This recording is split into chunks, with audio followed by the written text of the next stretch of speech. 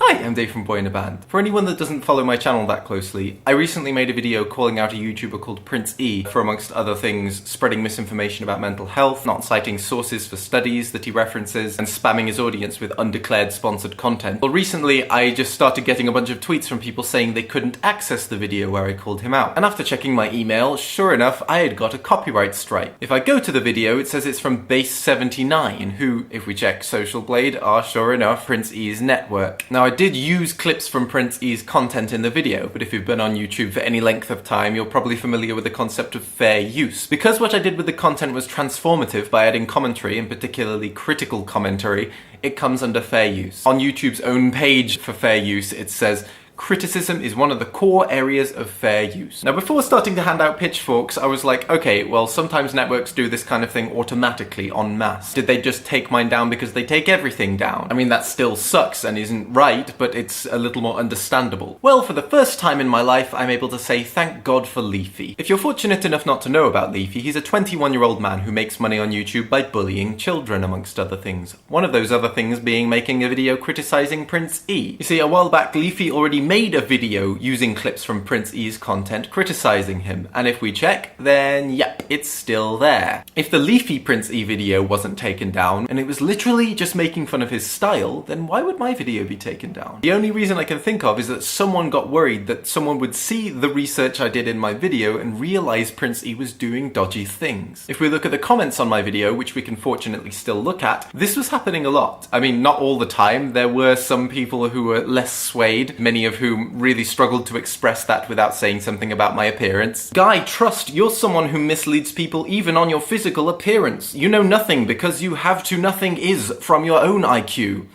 You're just retarded. Why are you so judgmental? Just admit it, you're just jealous with him.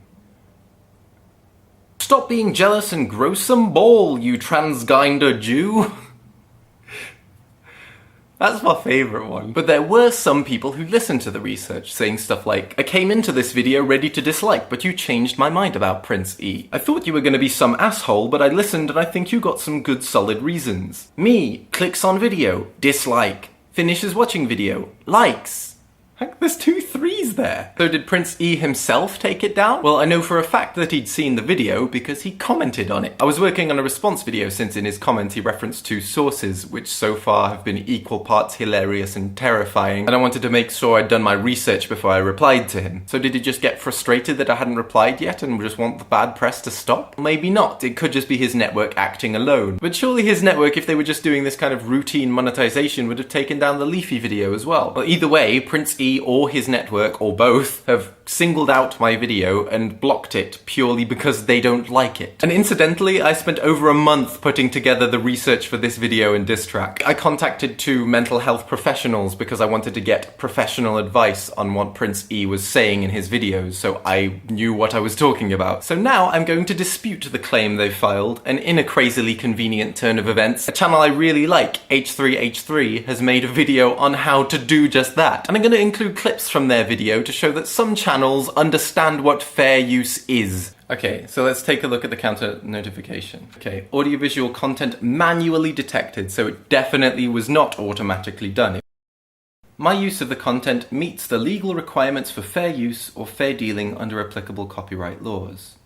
Now, I am sure that this video meets the legal requirements for fair use, and I want to dispute this claim. Okay, please explain briefly. Now H3 said something about this. A lot of people, when they get to this part, they'll type something like, this is my video and it's not right because I'm losing money. That's not what YouTube wants to hear. Okay, it needs to be a legal explanation. This is exactly what I would type, and I would recommend my friends to type when disputing a strike. Okay, so I've typed that out, and I understand that filing fraudulent disputes may result in termination of my YouTube account. See, isn't that freaking scary? That just by trying to fight against it, they might delete your account when there is 0 negative consequence to Base79 for doing this. I understand that my video will be viewable by the claimant so they can review my dispute. Type your full name to serve as your electronic signature. This is scary, man. Like, even though I know logically that this is totally protected under fair use, it still feels terrifying to press submit dispute on something that could potentially delete my channel. Submit dispute. A claim dispute has been submitted.